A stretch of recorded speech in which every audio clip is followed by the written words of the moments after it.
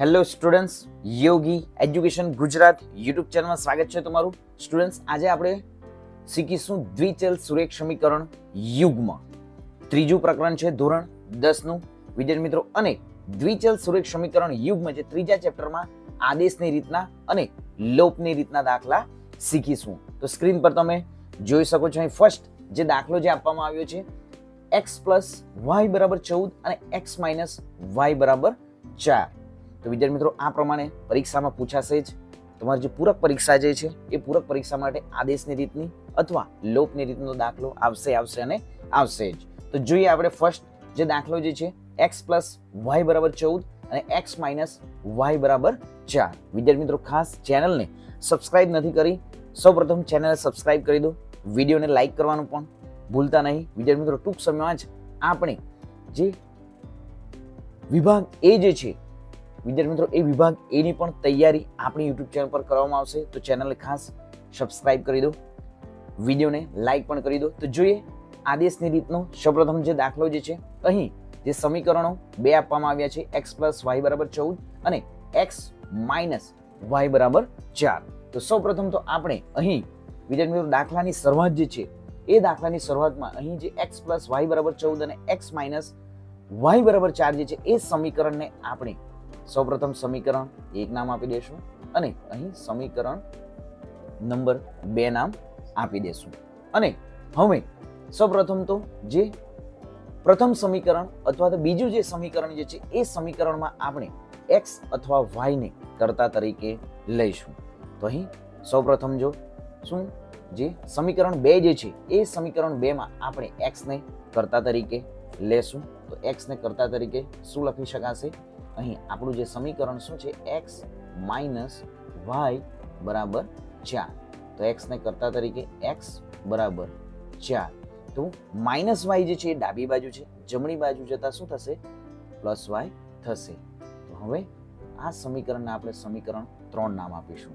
હવે અહીં જે x જે સમીકરણ જે છે આપણું બન્યું છે x ને કર્તા તરીકે આપણે જે સમીકરણ ત્રીજું બનાવ્યું છે એ સમીકરણ ત્રીજાને x ની કિંમતને આપણે સમીકરણ 1 માં મૂકીશું. તો અહીં લખીશું આપણે x ની જે કિંમત જે છે x ની કિંમત સમીકરણ 1 માં મૂકતા. તો આપણે જે સમીકરણ જે x ની કિંમત જે છે એ x ની કિંમત સામે મૂકીશું, સમીકરણ 1 માં મૂકીશું. તો આપણું જે સમીકરણ 1 શું છે? x + y = 14. તો અહીં લખીશું જે સમીકરણ છે x + y = 14.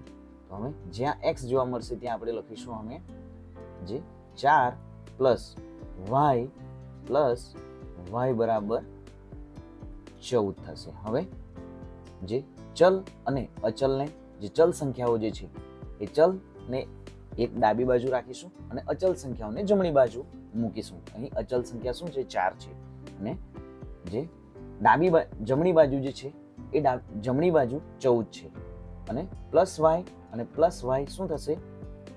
2y થશે અને 14 - ડાબી બાજુ 4 છે તો જમણી બાજુ જતા શું થશે? માઇનસ થશે, -4. હવે y 2y ને 2y 14 - y બરાબર શું થશે? 14 તો શું થશે? 10 થશે.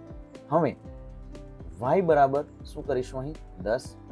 અહીં ડાબી બાજુ જે બે ગુણાકારમાં છે તો જમણી બાજુ જતા શું થશે? છેદમાં લખાશે.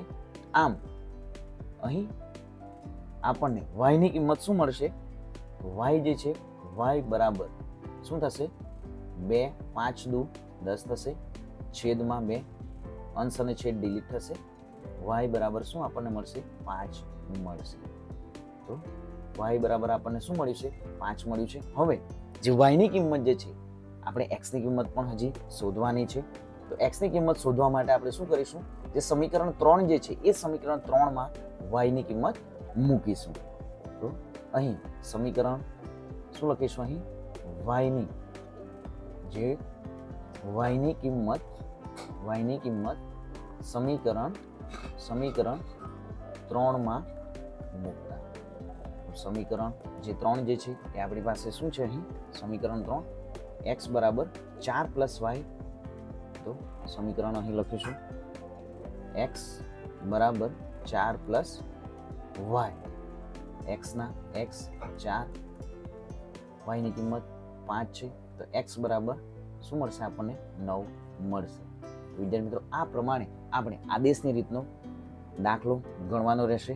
વિદ્યાર્થી મિત્રો હવે આપણે આ જ સમને આપણે લોપની રીતે પણ ગણીશું. તો ખાસ વિદ્યાર્થી મિત્રો ચેનલ તમે સબસ્ક્રાઇબ નથી કરી, ચેનલ સબસ્ક્રાઇબ કરી દો, વિડીયોને લાઇક પણ કરી દો. વિદ્યાર્થી મિત્રો આ દાખલો તમને 2 કે 3 માર્કમાં પૂછાશે. તો જોઈએ હવે નેક્સ્ટ જે છે આ જ દાખલાને આપણે લોપની રીતે ગણીશું. લોપ એટલે દૂર કરવું. તો અહીં પણ વિદ્યાર્થી મિત્રો સૌપ્રથમ લોપની રીતની શરૂઆત કરતા આપણે શું કરીશું? સૌપ્રથમ તો અહીં પણ સમીકરણ 1 અને સમીકરણ 2 નામ આપીશું.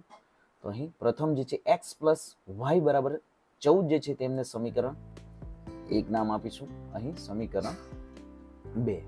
અને હવે અહીં તમે જોઈ શકો છો x પ્લસ વાય બરાબર 14 છે, x માઇનસ વાય બરાબર 4 છે. તો અહીં વિદ્યાર્થી મિત્રો કોઈ પણ એક જે ચલ જે છે એ ચલને આપણે દૂર કરવાનું રહેશે.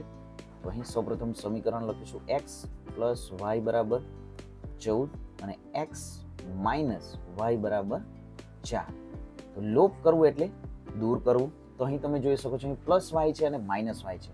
અહીં પ્લસ અને માઇનસ વાય ડિલીટ થશે. x પ્લસ એક્સ શું થશે? 2x થશે અને 14 વત્તા 4 શું થશે? 18 થશે. તો અહીં આપણને શું મળ્યું છે? 2x બરાબર 18. આમ x બરાબર શું થશે? 18. x અહીં 2 સાથે ગુણાકાર થયા છે, 2 જે છે એ x સાથે ગુણાકાર થયા છે. તો અહીં જે જમણી બાજુ છેદમાં જશે તો x બરાબર શું થશે? 9 ગુણ્યા 2, 9 દુ 18 છેદમાં 2 ડિલીટ થશે. તો આમ x ની કિંમત આપણને શું મળશે? 9 મળશે. તો તમે જોઈ શકો છો વિદ્યાર્થીઓ લોપની રીત સૌથી ઇઝી રીત છે. હવે y ની કિંમત પણ આપણે શોધવાની છે. તો અહીં સમીકરણ કોઈ પણ સમીકરણમાં તમે x ની કિંમત મૂકી શકો. તો અહીં આપણે શું કરીશું? તો સમીકરણ 2 માં અહીં જે સમીકરણ 2 માં પણ તમે મૂકી શકો, સમીકરણ 1 માં પણ મૂકી શકો. જે x ની કિંમત લખીશું આપણે સમીકરણ 2 માં x ની કિંમત, સમીકરણ 2 માં જે x ની કિંમત મૂકતા, સમીકરણ 2 માં x ની કિંમત મૂકતા x માઇનસ વાય બરાબર 4. x ની કિંમત અહીં 9 છે, માઇનસ વાય 4. અહીં માઇનસ વાય ને આપણે ડાબી બાજુ જ રાખીશું 4. 9 પ્લસ છે તો જમણી બાજુ જતા શું થશે? માઇનસ વાય બરાબર 4 માઇનસ 9. તો 4 માંથી 9 માંથી 4 બાદ કરીશું તો આપણને શું મળશે? 5 મળશે. મોટી સંખ્યાની નિશાની એટલે કે માઇનસ થશે. આમ ડાબી બાજુ પણ માઇનસ છે, જમણી બાજુ પણ માઇનસ છે, માઇનસ માઇનસ ડિલીટ થશે. તો આપણને y ની કિંમત શું મળશે? 5 મળશે. તો આ જ વિદ્યાર્થી મિત્રો તમે x ની કિંમત સમીકરણ 1 માં પણ મૂકી શકો. તો વિદ્યાર્થી મિત્રો આ આદેશની રીત અને લોપની રીત તમે જે પરીક્ષા જે છે આવનારી પરીક્ષા માટે મોસ્ટ ટાઈમ છે વિદ્યાર્થી મિત્રો પૂછાશે. તો ખાસ 2 થી 3 વખત વિદ્યાર્થી મિત્રો દાખલો પણ ગણી લો. મળીશું હવે નેક્સ્ટ વિડીયોમાં નવી જ્ઞાન નવી માહિતી સાથે. જય હિન્દ બાળકો, વંદે માતરમ.